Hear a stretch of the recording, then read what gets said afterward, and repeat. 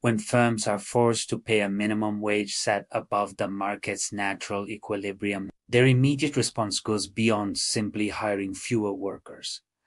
They tighten every aspect of their hiring criteria. Suddenly, experience, education, certifications, and niche skills become mandatory. This is not a strategic choice, but a coerced adaptation to short-term cash constraints. Interviews, tests, background checks, and reference calls multiply, stretching out the time it takes to fill roles at every level, from entry level to executive. Yet, once they've accepted these positions, they continue hunting for roles that align with their real qualification.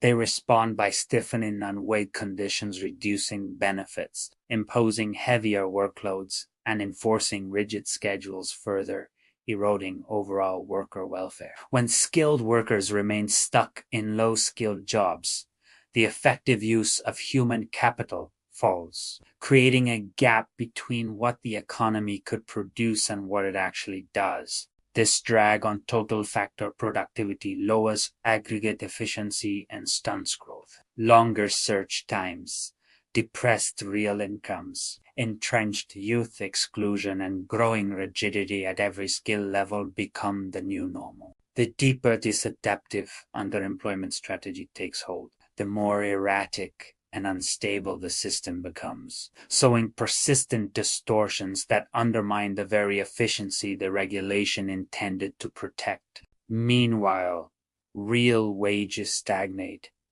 Even as the nominal minimum rises, the mass of workers displaced into informality or subemployment experiences sustained income declines, which in turn depress consumer demand and discourage firms from investing or expanding. At the same time, barriers to entry shoot up.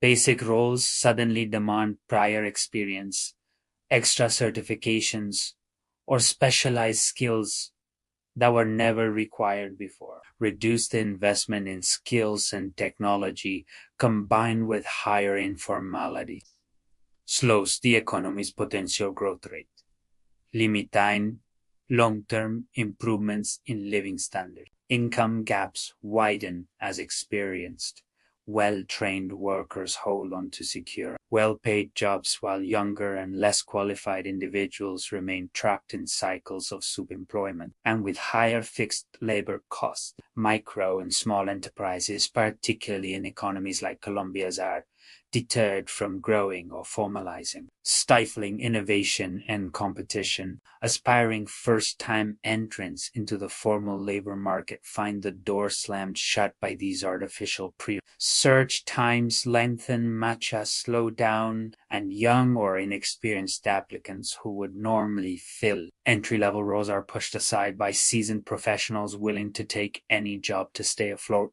Over time, average matching times can balloon not just incrementally but potentially exponentially as this survival-driven behavior becomes the norm. The result is a surge of applications for higher-level vacancies, as both the natural cohort of qualified candidates and a growing number of overqualified workers trapped in suboptimal jobs all vie for the same openings. By demanding higher qualifications, companies aim to ensure that each hire justifies the extra costs imposed by regulation. The upshot is that open positions require ever more advanced profile and less seasoned candidates, particularly young people and recent graduates, find themselves shut out before they even apply. Unable to land jobs that match their training, many of these displaced workers facing urgent pressures like debt, family expenses, or basic living costs end up taking lower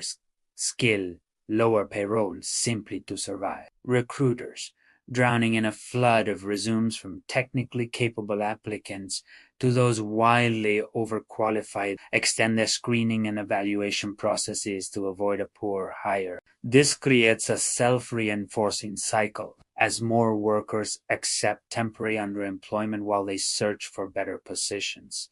Competition intensifies across the board, even though firms comply with the legal minimum wage. The surplus of available labor hands employers disproportionate bargaining power, Beyond these micro-level distortions, the broader economy suffers persistent macroeconomic damage. Formal employment becomes a privilege for the few, while many are consigned to precarious, informal work, eroding tax revenues and jeopardizing funding for Social Security and public goods.